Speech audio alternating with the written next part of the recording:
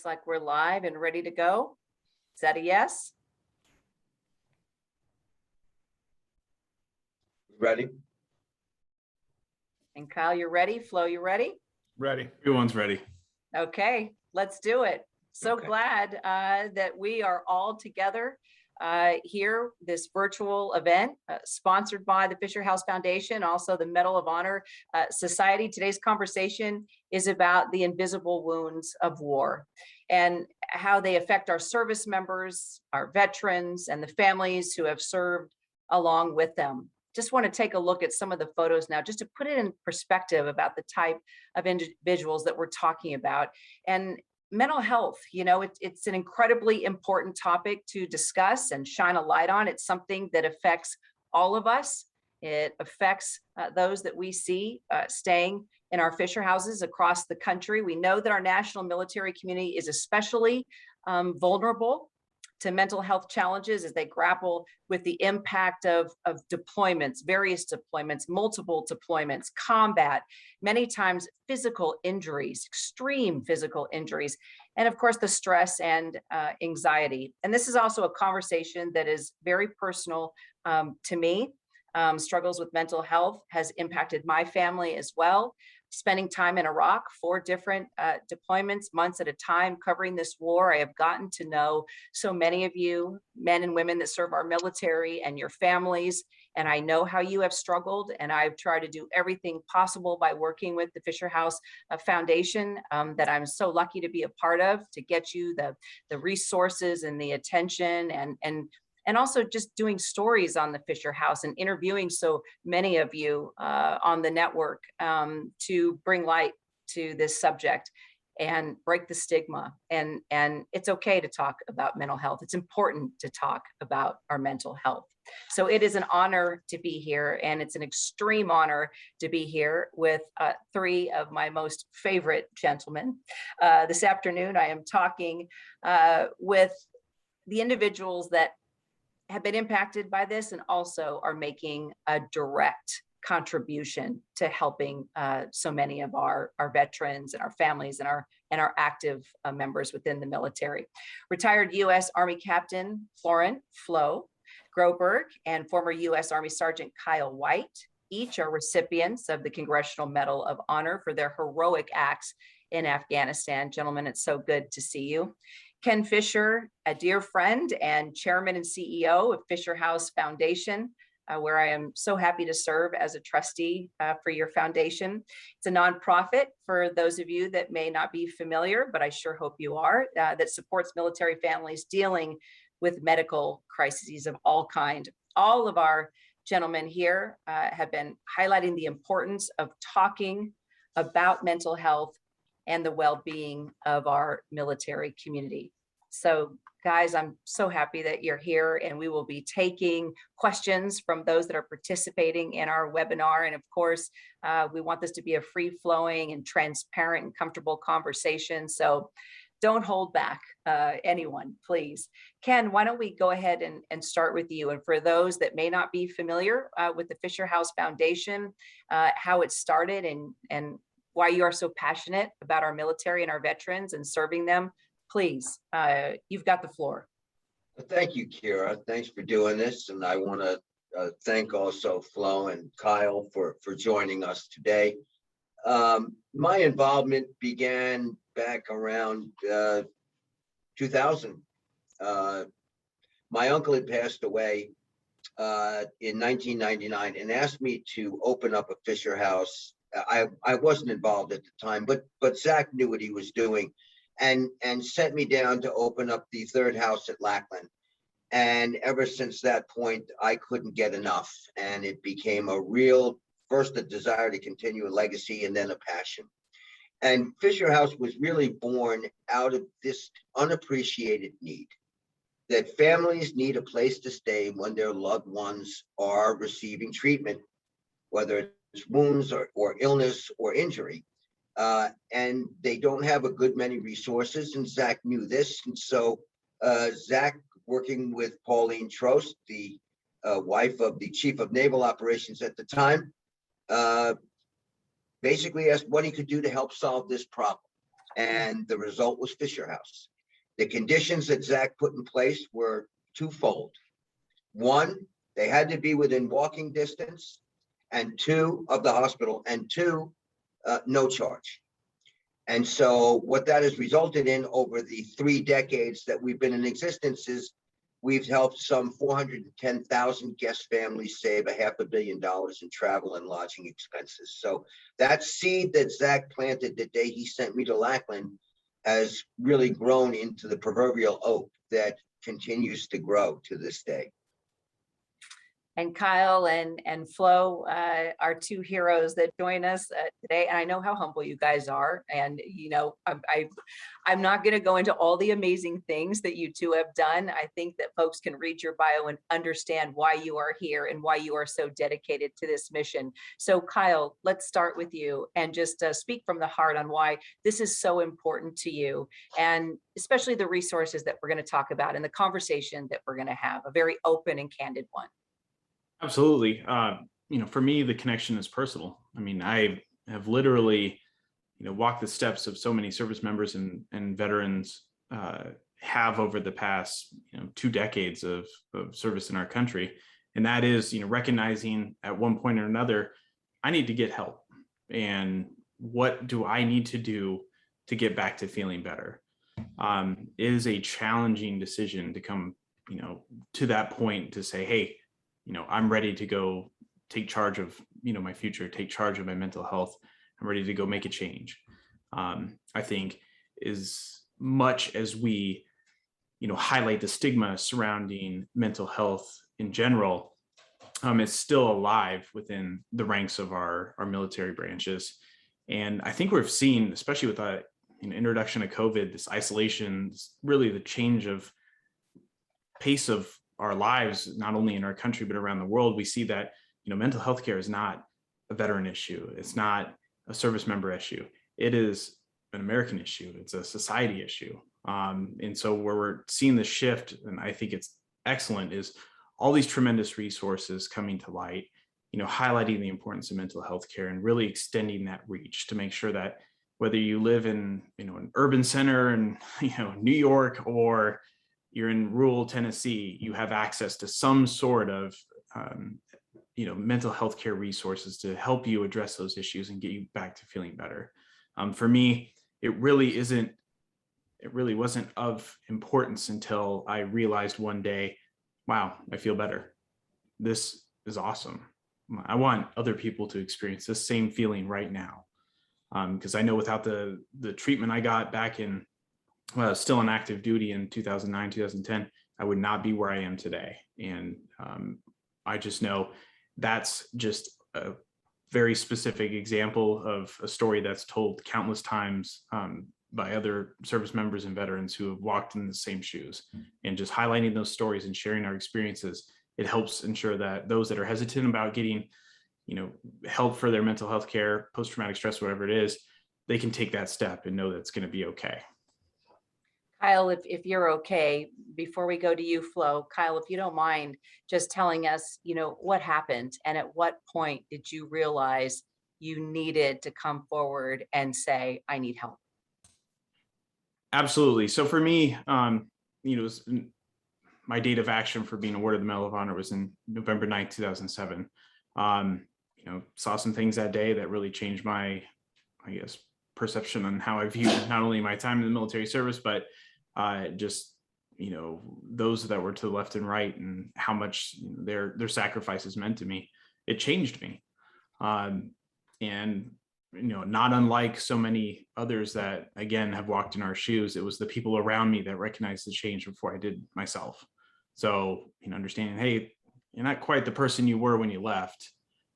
You're engaging in some of this behavior. I was drinking, I was, being reckless, the same things that we all do. And, it's through that recognition and having the people surrounding you, my unit, my people, my close circle saying, something's not right. It really helps push that realization, to the forefront of, yeah, it's time to do something. It's time to take charge of, my future and ensure that, I can live my life to my best ability. And that starts with taking care of myself. Thanks, Kyle. Absolutely. So please share your story. And at what point did you realize you needed to take action? Was it you, or was it like Kyle, where others around saw that he was struggling and needed help? Well, first of all, sorry if you hear my dog barking. That's because, of course, as soon as you go to me, someone knocks on my door. Awesome. But Kyra, Flowers I'm having delivered. yeah, no kidding. Cal, it's always an honor to be, share the moment with you. And so this is such an important topic, and I've been vocal about it for the last 9 years. My story is simple, right? August 8, 2012, lost 4 of my brothers, Command Sergeant Griffin, Major Gray, Major Kennedy, and Reggie Abdel Fattah. And just like Kyle, that specific action that day changed my entire life. I was lucky though. Unlike Kyle, I was in the hospital, right? Because I got blown up, I get to spend the next few months in the hospital. And that's when I really started noticing the change in who I was. Couldn't sleep, was angry at everything. At night when the doors closed and there was no visitors, I was replaying the scenario in my head, trying to figure out how I could have moved a little bit to the left, a little bit sooner, and how many lives I would have saved. Instead of, being here myself, I wanted to trade places. And I started realizing, without realizing, that I was fighting my own self, my own internal demons. I always say this, no Al-Qaeda, Taliban, anyone that I've ever fought was as strong or as deadly as my own, deep mental demons. And people saw it around me, that I was changing. And, just the fact that I didn't want to associate with people, I just felt, I was always angry. I started realizing that there was a problem. But I'm a hypocrite. I'm a hypocrite because when I was in the service, with those individuals around me, to include some of my soldiers who were going through some mental health issues, PTS, we judged them. I judged them. We had this saying called tiny heart syndrome for the folks that just couldn't go on for some odd reason. They didn't want to go on patrol anymore just because they couldn't take it. We didn't want to be around them because we saw them as vulnerable. And if you're vulnerable, then the whole team is vulnerable, is at risk. And so here I was sitting in my hospital bed, feeling vulnerable, being vulnerable, feeling weak, and starting to realize, oh my gosh, like these thoughts of suicide are coming in and becoming stronger and stronger, realizing I needed help. I just didn't know how to ask it. I was lucky because I was in the hospital at Walter Reed, because I was in that type of setting environment where people like, my Dave and some other folks would come into my room and have conversations with me, understanding what I was going through, because they had gone through it themselves. And they realized, hey, we just got to get them talking. And so with my family's support my friends, and really one individual called Travis Mills, I think we all know very much, my goodness, that we all know very well, I was able to really get through it and find a way to be honest with myself. And so with that, it changed my life, because I was inches away from figuring out how to kill myself. And instead I saw the light, and I saw an opportunity to earn the right to call myself American, as Travis and I would chat about, but most importantly, to go out and continue serving in a very different fashion. But Ken, I want to say thank you to you and your foundation and your entire staff, because I spent 4.5 months inpatient at Walter Reed. During those 4.5 months, my mom stayed at the Fisher House at Walter Reed in Bethesda Naval. She did that walk every single day and spent, countless hours by my hospital bed. Some good hours, some really bad hours for her. But most importantly, her and my dad had an opportunity to have a place, and not have to worry about, how they would afford to be able to, stay that far away from our home. So with that, the Fisher House, I was always a special place for you and your team. And I just want to say thank you. Thank you, Flo. Thank you. Flo, I'm sorry to butt in here, but I hadn't thought, about that difference in, the next day. So, for me, I spent a very short time in the hospital recovering from very minor wounds, and then, went to do some of the funerals for the guys that were killed in action. And then I returned back to theater and finished out the deployment. But, that difference in experience where, I went back to really what I would consider a distraction, back with the team, back with the boys, continuing to bring the fight to the enemy. But I couldn't imagine being in your shoes, like, in there, doing your job one day, and then the next you're, in the hospital after, the worst day, I assume, of your life. And that's gotta be a challenge. And so, yeah, I'm, again, couldn't imagine, what it would be like to go through that experience without your family there. So Ken, I mean, here's a perfect example of why, your mission matters so much. I mean, I think we all know that, and a lot of people who have been, touched by your generosity and your family's generosity over the years, but just here's one example right in front of us. And so, yeah, thank you. Thank you both. Thank you. Ken, since both Kyle and Flo are lifting up, Fisher House, you go to a Fisher House and you meet these family members and you see the kids and you see the love, that surrounds them. And you see a lot of the physical injuries of those impacted by combat, but you don't always see the mental health impact, right? Because it's not something you can visually see, like a prosthetic or someone who has been seriously burned. Why? What is it that has made you so passionate about the mental health side of things? Not only just serving the families of the injured physically, but mentally. It's become such a growing issue. Unfortunately, we're seeing so many suicides and a lot of our men and women struggling with PTS. Put into perspective for us why this has become such the forefront of the Fisher House mission. Well, first, let me say I did not serve. My service is through Fisher House, serving, these two extraordinary men and, their brothers and sisters who've just done extraordinary things. But if there's one thing I've learned is invisible wounds hurt. And it doesn't just hurt the individual, but it hurts the entire family. So the one thing that you'll hear as we talk further is that, we talk about the whole soldier and the entire family serving.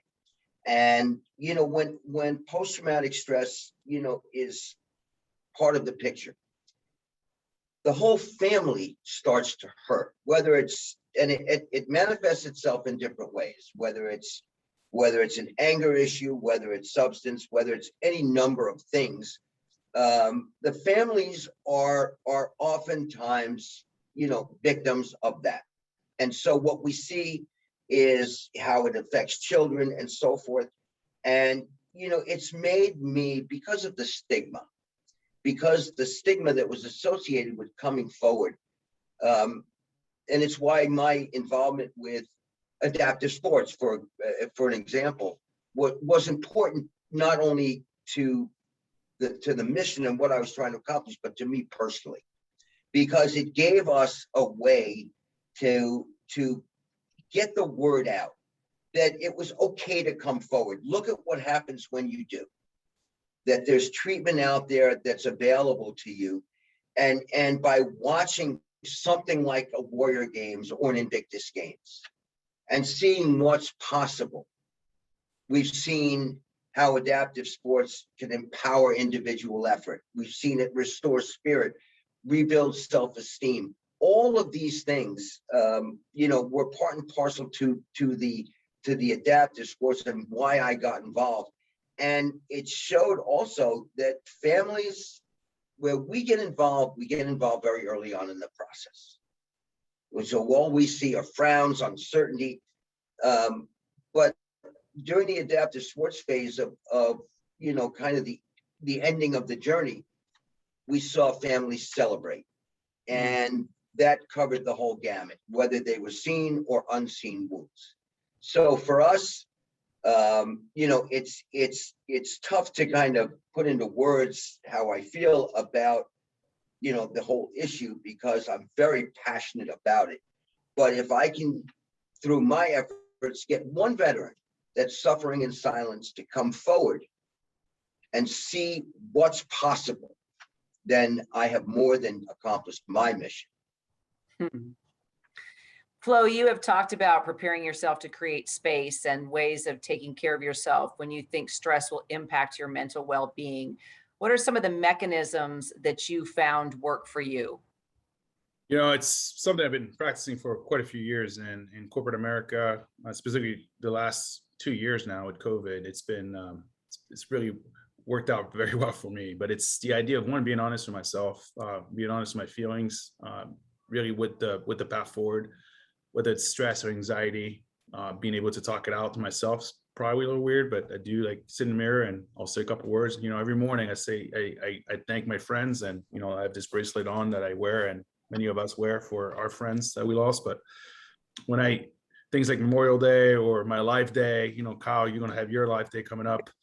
Those triggers, right? You start identifying those triggers, and you try to get a little bit, it's just like anything, you prep for it. And so one of the things that I do is I'm honest with myself, I'm honest with my feelings, but then I talk to my close circles, whether it's my wife, Carson, 99.9% of the time, she's going to be the first person I reach out to, or whether it's my teammates, or some of my really close friends. I put my feelings out there because I realized that that's what's really saved my life.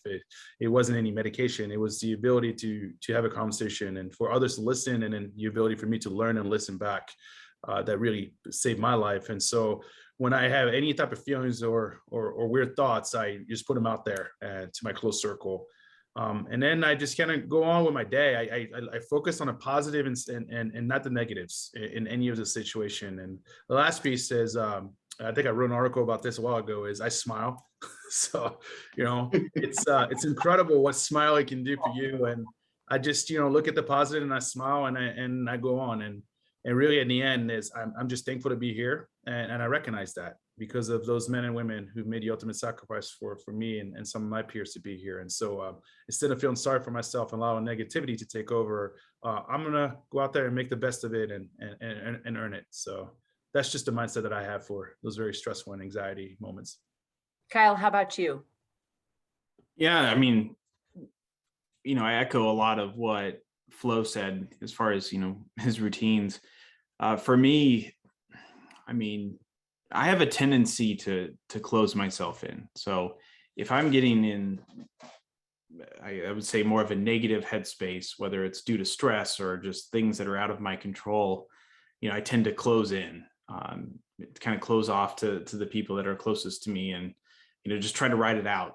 I still to this day struggle with that mentality of, take a knee, drink of water, change your socks, and it's tough. But, for me, it's having, some of the tools in my kit that I developed while, I was going through treatment while on active duty. It's, keeping a healthy, exercise regimen. So I try to start every day exercising, but it's tough when life gets in the way. You can't always get up and go for a 5-mile run. Like, life doesn't work that way, especially when you have 2 kids, soon to be 3. Congratulations. Thank you. But for me, in more relative to the past, like 18 months or so, since, having my own business during COVID, which really launched right before COVID, but, taking a step back and asking why am I feeling so strongly about, this person's comments or how this transaction occurred. And, for me, really taking a step back in trying to analyze like my personal feelings on why I handle certain situations the way I do, it's really given me more insight onto how I can better mitigate that moving forward. And then I would be lying if I said meditation isn't like key in my life.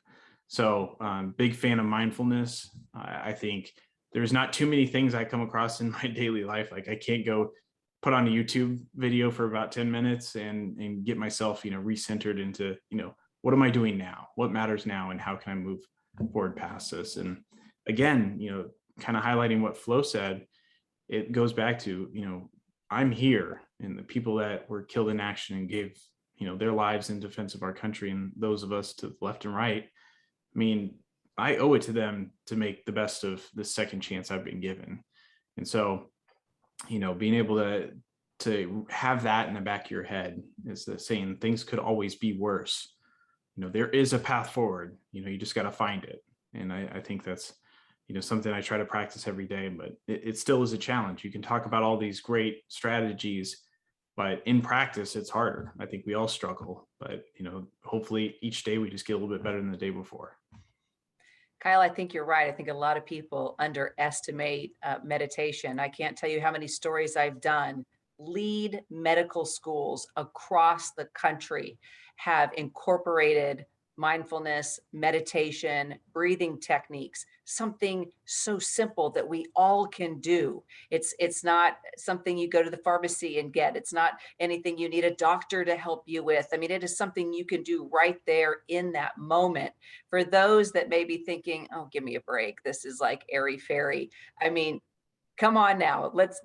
Really put it to everybody. It works. I mean, I'm honest that it has helped me tremendously with anxiety and stress. And you can do it 24/7 at any moment. Absolutely. There's even, it's called grounding, but just take your, shoes and socks off and go stand outside and just like, be there with yourself. And it's amazing, like really not only how it can bring you back to the present moment, but just things don't seem as complicated when you have a different mindset. So I'll stop with, my high horse here with this, but, I encourage people to check it out for sure. You're going to start hearing the bells ringing and the deep breathing. We're all going to go there in a second. Ken, why is it so important for civilians to take action too? Well, because I think number one, these men and women of post 9/11 generation raised their right hand, 1% of which did so and went off to do something that not many of us wanted to do in the first place. And they did so without reservation. They did so willingly with one desire, and that was to defend our freedom. And so the way I look at it now is that when they take an oath, this country, especially when we send men and women overseas, this country needs to take an oath as well. And that oath has to be that we're going to care for them. And, if they come back wounded, whether they're seen or unseen, and if not, then we're going to take care of their families. And to me, this is as sacred a vow as the oath that they take. And, we can do so much to effectuate change. It doesn't just happen down in DC where things, always get kind of gummed up and no matter how pure the intentions, there never seems to be an outcome. But the one thing that keeps me going, the one thing that sticks in my mind is that there are still 20 to 22 veterans committing suicide every day. And that's not just post 9/11, that's pre 9/11. So, excuse me, we owe these men and women and their families a debt. We've heard this before, that we owe them a debt that we could never repay. But we just feel as though saying thank you for your service and sending them on their way is not enough. That this country can do so much more. And by the way, it's not just, it could be something as simple as getting involved in a foundation, whether it's through giving money, giving time, volunteering, or it could be, in other ways. But I think it's important for people to understand and really understand.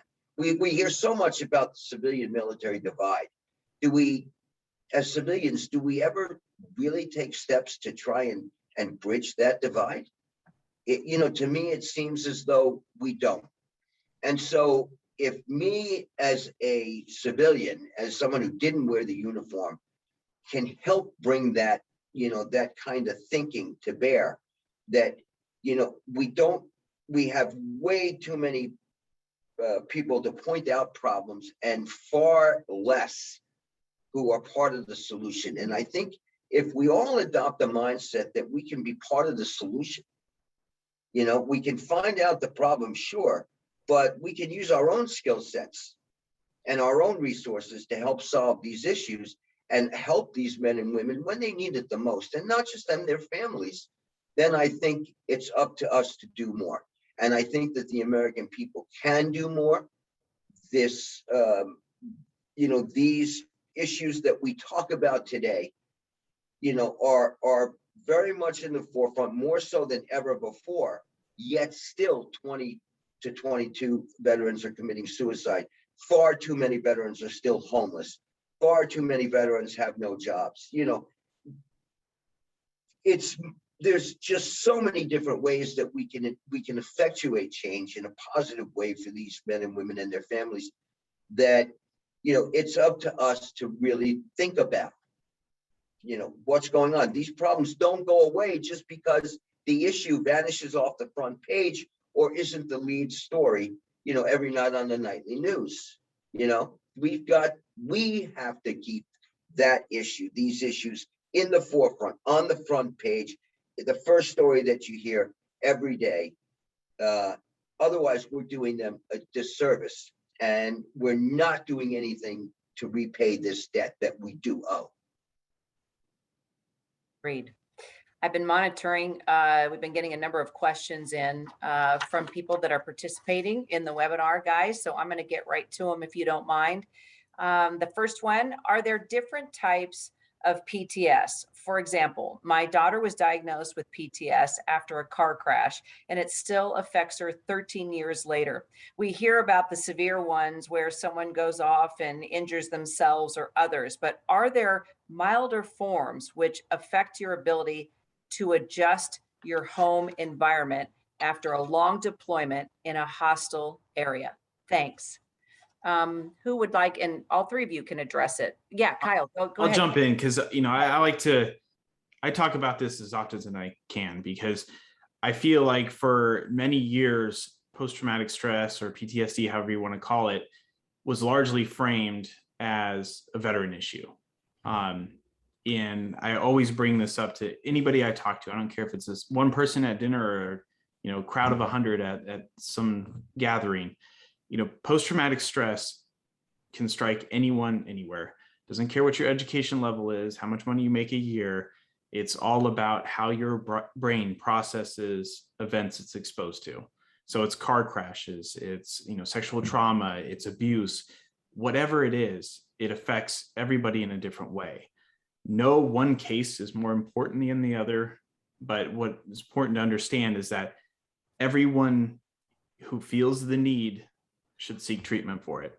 It is so far, I still just find it crazy. To this day, we still treat those invisible wounds so much differently than we would a physical one. You know, and I like to ask people this questions too, even if we're having a direct conversation. You know, if I push you over and you fall and, you know, break your wrist right now, what are you going to do? You're going to go to the doctor, you're going to get a cast, and then you're going to go to physical therapy, you're going to get, you know, everything. And then one day you'll be healed and living your life. Why is it so different that we have that, this mentality that because I cannot see what the issue is, it is somehow taboo or somehow not deserving of proper treatment? And, you know, I've met more people probably in my daily life that have had mental health care treatment for, you know, post-traumatic stress, not resulting from anything in combat, but just their daily lives. And it is things like a car wreck, or, you know, some people get it just from, you know, falling and breaking their leg on a curb, whatever it may be. But the important fact is that all cases should be treated that it is just as important as a physical injury. And what can we do as a country, a community, as a group of citizens to help normalize this treatment protocol? Because it is just ridiculous that we're still facing these topics in today's world, especially with all the different PSAs that are out there, all the different resources that are available to not only the veteran community, active duty service members, their families, and then just everybody else in America as well. I mean, it's time for a change. Sorry, I get a little passionate about that because it really irritates me. It's you know, we got to do something about this because, you know, we have a bunch of voices like ours out there echoing this message, but, you know, it needs to get heard. Agreed. And to follow up on that, Flo, I don't know if you want to add to that question that I received from one of our listeners, but well, actually, go ahead. Do you want to add to that? And then I want to kind of follow up with the fact that you're right. It's what anxiety and stress, PTS can affect everyone not just those in the military who witnessed and experienced some pretty horrific things. It can be something like just a loved one that has passed away and you don't know how to process it. And the next thing you know, you're feeling claustrophobic and you're shaking and you don't know what's going on. And the next thing you know, you pass out. I mean, this does affect everybody. So I think this conversation we're having hopefully will reach more than just members of our military, but at the same time, and Flo, maybe you could speak to this because you sort of mentioned it with the whole tiny heart syndrome, what you guys used to say to each other. There is, and I'm curious to know how you guys feel it is now, you know, you are supposed to be strong, brave, heroic, nothing, you know, hurts you, nothing can take you down. You are the men and women who protect us and our country, right? So how do you change that perception that dealing with mental illness is a weakness? Oh, you stand in front of a crowd of a lot of people and you tell them, hey, guess what? It's okay to be vulnerable. Being vulnerable is strong. Being honest with yourself is being strong. Hiding with your own feelings is actually being weak. But I think the problem that we're facing, and to answer some of, you know, Cal's brings up really good points, and why advocacy is such an important way of bringing up sort of like really tackling this issue and having strong voices, you know, from our entertainment, our sporting world, our politicians, our, you know, news anchors and our military being out there together with the same voice, telling people, hey, it's, if you feel this way, you probably have an issue. Because I sure as heck didn't believe it when I first had it, right? You just kind of feel like, I don't know what this is. I'll sleep it off. And then the next day it gets a little bit stronger and you're in denial. Can't happen to me. I can't be that person. This is crazy, right? Like there's no way. And then one day you're either too far down the rabbit hole, or like someone, luckily, like I, you know, with me, has identified you having an issue and has really taken the steps forward to help you. Unfortunately, as you seen, Ken brought this up with the veteran suicide numbers up, too many are left on their own, and too many are trying to hide because they don't believe that they have a problem. And when they do realize they have a problem, it's a little bit too late. And so I'm very active as well, talking about my situation, my history, my background, you know, from my uncle being killed to obviously what happened in Afghanistan. But even it took me 5 months to realize that I was really, you know, hurting and needed help. I was in complete denial, and I had survivor's guilt, and I was in complete denial. And so, you know, listening to people like Kyle, listening to other individuals who, you know, outside the military who have gone through some traumatic, you know, situations and the way they felt, I can connect to that. It drives me to want to hear more because I know that through their experience, maybe there's a nugget of knowledge that's going to help my personal situation. But most importantly, maybe it's going to allow me to be more open about my situation. And so, you know, just like Kyle and many of us have stood in front of thousands of people and I told them, hey, guess what? I tried to kill myself back in 2012, right? I was trying to figure it out. And people look at you and they're like, oh my goodness, are you serious? And I'm like, yeah, because like Kyle said, when that pain comes, those mental demons come, PTS, it does not care who you are, where you're from, what you're worth. It will attack you. And unfortunately for us, it knows us better than we know ourselves. And so it's really important to be honest with ourselves and to be able to open up ourselves to seek help. But all this comes with knowledge, in my personal opinion. Thanks, Flo. Another question, unless Ken, is there anything you want to add? Just, I would say this, that, you know, me speaking about it, I can help educate, but it's the warrior ethos. It's men like Flo and Kyle saying, you know what, I received the medal for what I've done, but they don't get nearly the recognition that they should for reaching back and saying, hey, it's happened to me. It can happen to you. Here's what I'm doing. Here's how I'm dealing with it. So, you know, I think it's guys like them. It's, you know, the other men and women that have it, that will not leave their fallen comrades behind. And I think that speaks volumes about the type of people that they are, to know that, you know what, I'm going to talk about it because it's real. It's affecting me.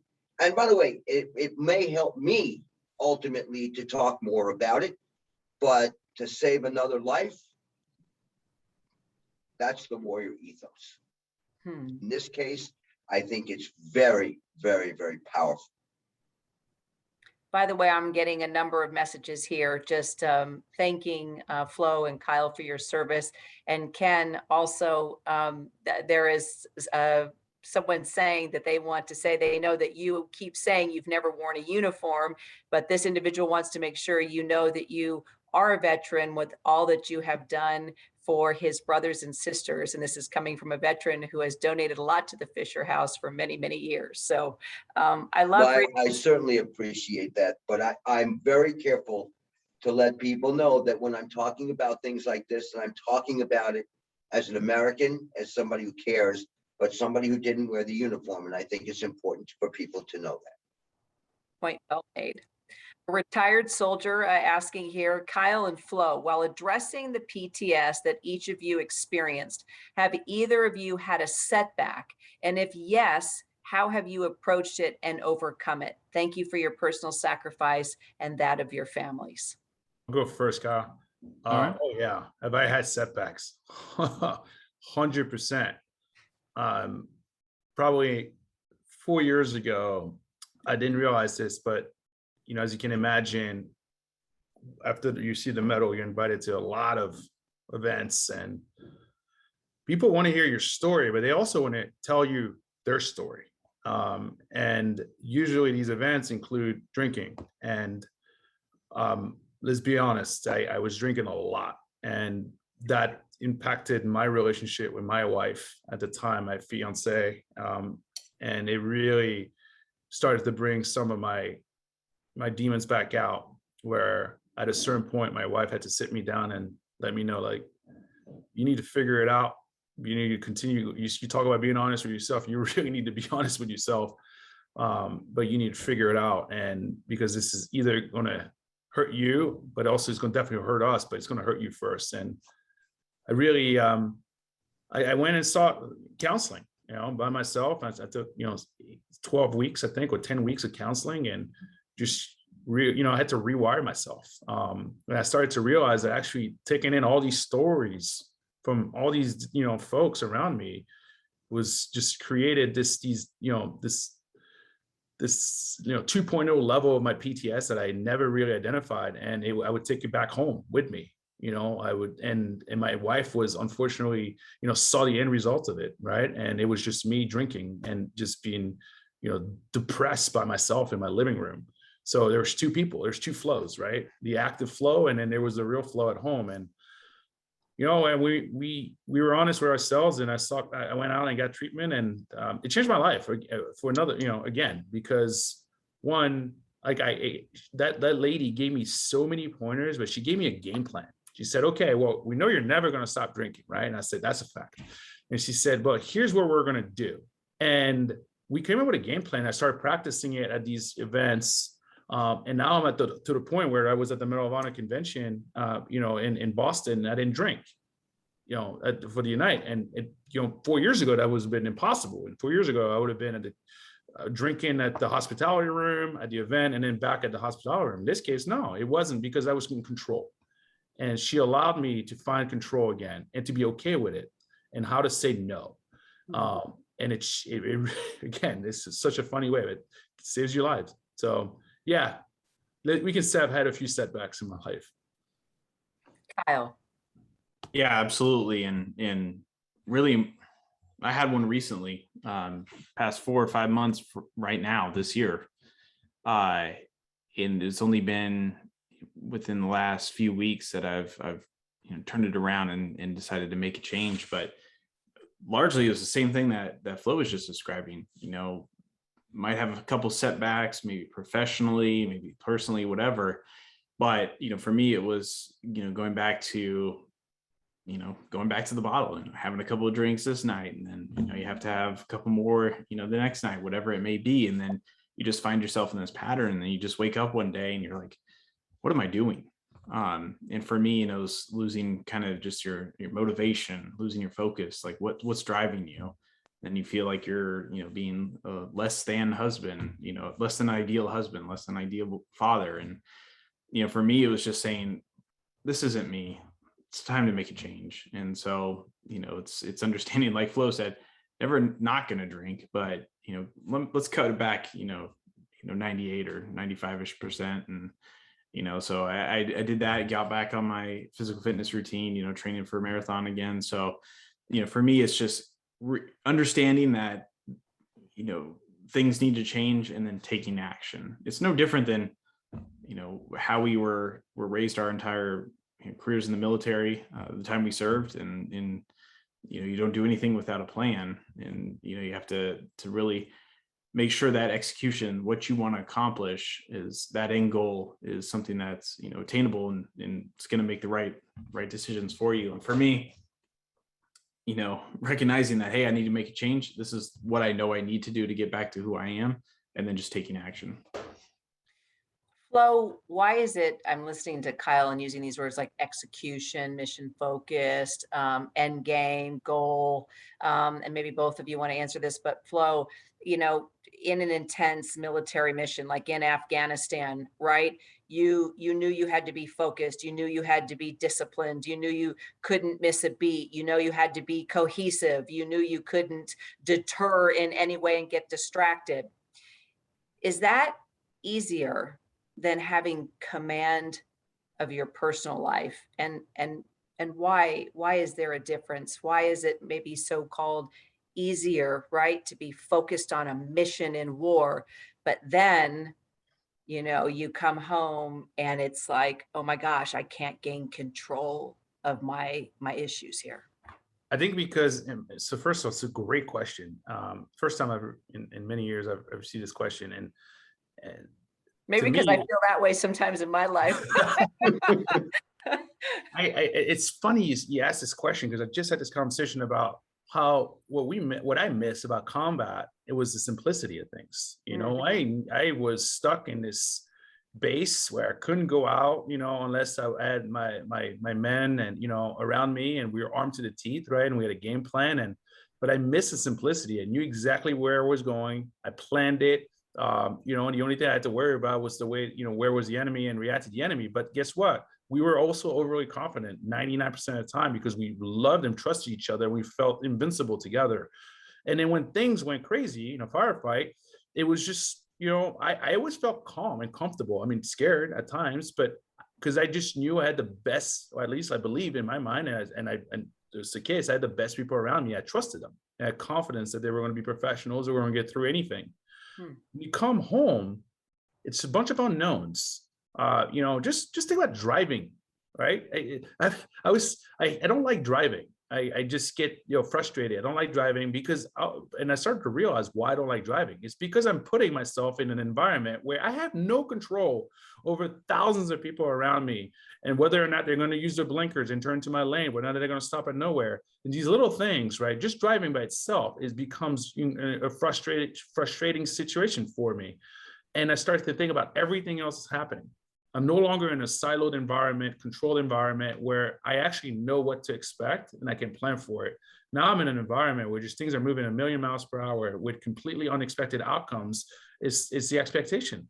And so that becomes frustrating. And then adding in a mix of people who potentially, don't understand where you're coming from, whether it's being oblivious to the military and the fact that there has been a war out there for 20 plus years. I mean, I promise you, I've had conversations about people asking me, oh, is Afghanistan still happening? Right. And this is back in 2012 when I came back. Or to, individuals who want to know so much about it, right? And they don't know the right type of questions, and they keep pushing and they ask you some very personal things. And at times you're just not ready to answer. And so then, you try to be polite, you try to find a tactful way to get yourself out of that conversation, and then you're frustrated, right? And you just want to go back to your comfort zone. And honestly, that was around my brothers and sisters. And some of the safest moments in my life, at least emotionally and mentally, were in Afghanistan.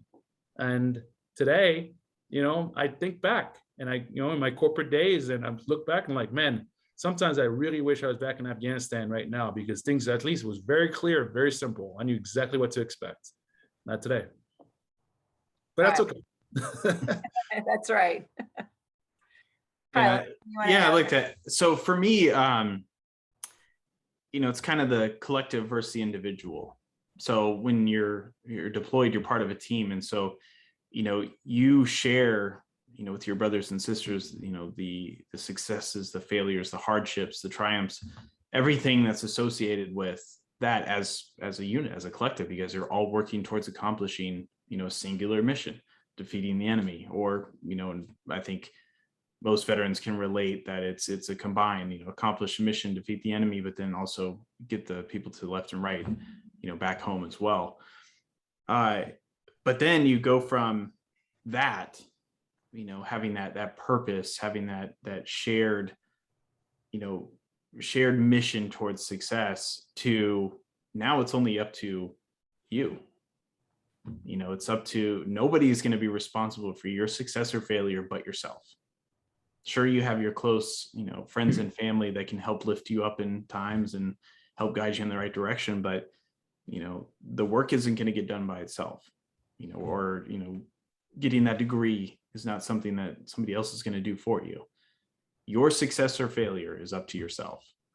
And for me, that was a challenge, coming to that realization, because for me, the military is very easy. I wasn't not a captain like Flo, and so at a junior enlisted level, my recipe for success was pretty easy. I was told everything that was expected of me and how to be successful, how to get that next rank, how to, keep progressing in a positive manner in the military. And then you go from having that, and then again, you're your own commander. Nobody's responsible for your success or failure but yourself. And so I think that's a challenge, because a lot of times people don't have that personal accountability, or they lose focus of it. Or if you're like me, you deal with that imposter syndrome, where it's, you almost want to self-sabotage because you think you don't deserve to be in the shoes that you were in. And so I think there's a lot that we can probably unpack on that topic, but I'll stop there. Yeah, but this is what makes veterans so strong when we transition. And I saw a transition question as well, is that in the end, what the military has taught us is how to be good teammates, right? Take responsibility, go out there, accomplish the mission, take care of your men and women to your left, to your right, to your front, to your rear, be selfless. It's not about you, and be part of the team. And so when you leave, and then that's where we struggle, right? And Kyle was talking about, we struggle because we lose that component, right? And we lose that understanding of like, what's our mission and what is my role in it? But in the end, when we work hard and we connect with, or through different organizations, and we start a new career, right? We are the first ones to step up and want to bring people around us to the table, to be great teammates, to go tackle the hard task. And what I've seen from so many different amazing veterans who have transitioned successfully is that they've gone through that tough period, like I have and Kyle has, and then they found this new environment. But instead of just completely changing into that environment, they brought their foundation from the military and took that into their civilian sector, and somehow were able to sort of change their environment around them and everybody else around them in a positive way, and make a difference. And then you feel like you're part of something again. You have a new mission, and it's amazing. And so to all the things we talk about, how hard it is and the feelings, in the end, though, we are also driven to find a way to win and succeed. And whether it's wearing a uniform or not wearing a uniform, and whether it's tough or not tough, and whether it's a different environment. And that to me is something that I'm super passionate about. And that we need to talk more about the positivity of what we bring to the table, and specifically in our communities. I can't believe this, but we are 5 minutes away from a wrap, guys. It's 5 minutes before the top of the hour. I cannot even believe how fast this has gone. I want to get in, if we can get in one more question. This one came across, I thought was really good. Maybe all three of you could weigh in on this. And then I want to make sure that we have time to mention all the links and resources for folks that are involved in this webinar with us. Okay, here's the question. Are there steps taken to prevent and disrupt veteran suicide and homelessness before they leave the military? I'd love for all three of you to step in on that. Who wants to start? Sounds like an officer question. So I'll let Yeah, Flo I'll go. start. All right, this is not the popular answer. Okay. And I usually don't give a popular, I just the way it is. It starts with ourselves. Okay. There are too many resources out there for us to fail. Too many. And too often I had soldiers that were ready to transition. They were so ready to transition, they didn't have a plan. You do not step outside the wire in combat without a plan. Plan A, plan B, and contingency plan. Fully understanding if things go wrong, who's your quick reaction force, where are you going to get supplies, all that stuff, right? We used to say complacency kills, right? Complacency is literally the word that I use with too many of my brothers and sisters who transition out of the military because they think the grass is greener on the other side, that because they serve their country, more than likely they're going to get an opportunity to find stuff, and then they get stuck. They don't have a plan. There's a USO Pathfinder program, inside the military that, I spent a lot of time investing in. There are too many groups and too many people. There's a thing called LinkedIn where you can go out there and network with people who have served in the military, who have successfully transitioned and asking questions. There are ways for us to be proactive. So we need to take responsibility of our own future, just like we did in the military. People believed and trusted that we were going to be professionals at all times, and that when no one was watching, we had the integrity to do the right thing. Why can't we do that for our own self, our own careers, our own futures? And so I'm going to leave it at that because I know Kyle and Ken are going to have great comments, but I want to start with this. We need to start taking responsibility for ourselves first. And I'll transition it back to you, Ken. Yeah, Ken, would you like to go, or I can? Go ahead, Kyle. Yeah. You'll button us up, Ken? Yeah, I'll try anyway. Sounds good. And yeah, just to echo some of what Flo said, it's have a plan. I think, unfortunately, and this is not going to be a popular opinion as well, the current transition program that exists for, DOD, so preparing you for life after service is woefully inadequate. I think there's certain things it's designed to accomplish, and it does accomplish that. But what it doesn't, get through is to that lower enlisted soldier or, that career level person who, they haven't really thought about what comes after. And it's not, and again, to echo what Flo is saying, it does come into that personal accountability because, nobody's going to be responsible for your success but yourself. And, there's tremendous resources out there, but you don't know what you don't know. And I went through this myself, going through that interview process, preparing for school. I was able to figure it out, but I did it the hard way. I mean, there's tremendous networks out there. There's lots of resources that can help, guide you in the right direction to prepare you for that next step in your life. But it comes down to your individual choice on whether to take advantage of it or not. Because, you ETS on a Friday, come Monday, DOD doesn't care. You're on the VA's books now, you're back in the civilian sector, and nobody is going to catch you except for yourself. And so it's have a plan, but then it's specifically to the post-traumatic stress, the suicide prevention.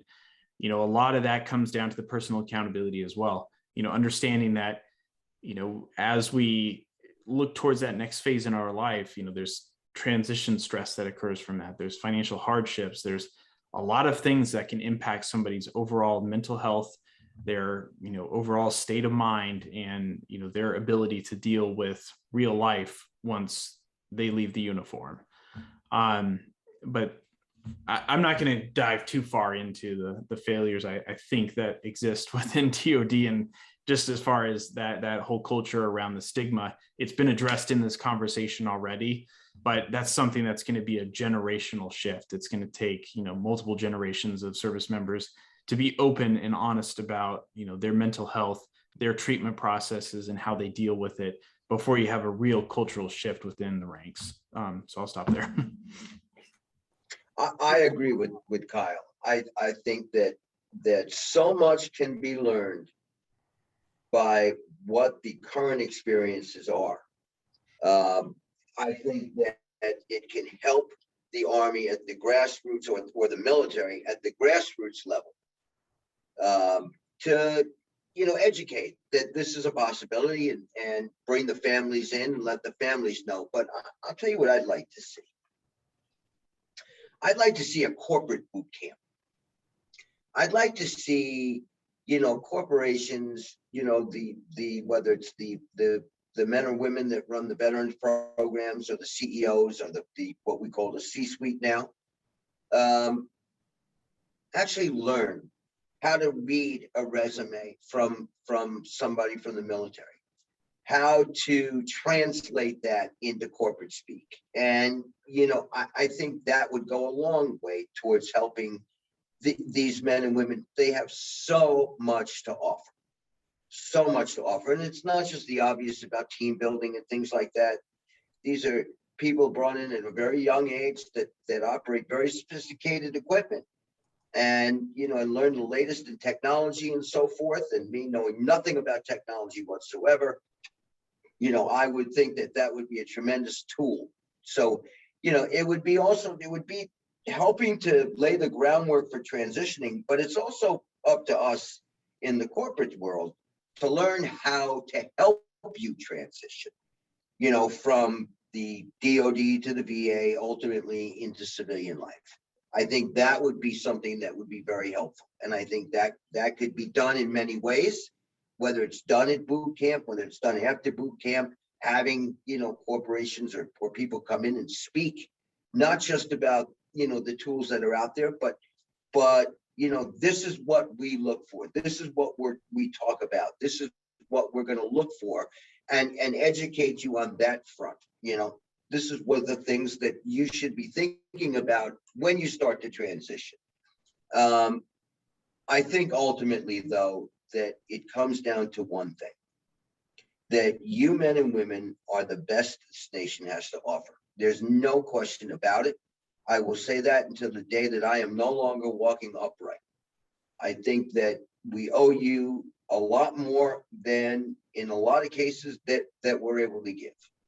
And I get too many times these become political issues and so forth, but there's nothing political. And I will say one more thing. As divided as this nation is, and it is as divided as in my 63 years of existence, I've never seen anything like this before. If we can't agree on one thing, that at the end of the day, whether you're a Democrat, Republican, Independent, whatever your flavor is, we are Americans. At the end of the day, we are Americans.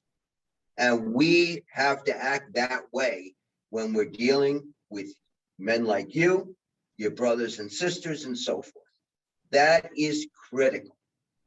Forget about Democrat, forget about Republican. Be an American. And remember that you people have done something that is just extraordinary. You have defended our freedom and our way of life. And it's time that this nation gave back to you in a meaningful way. If I can help lead that charge, give me my horse and let me go. Operation Giddy Up, right there, Ken Fisher.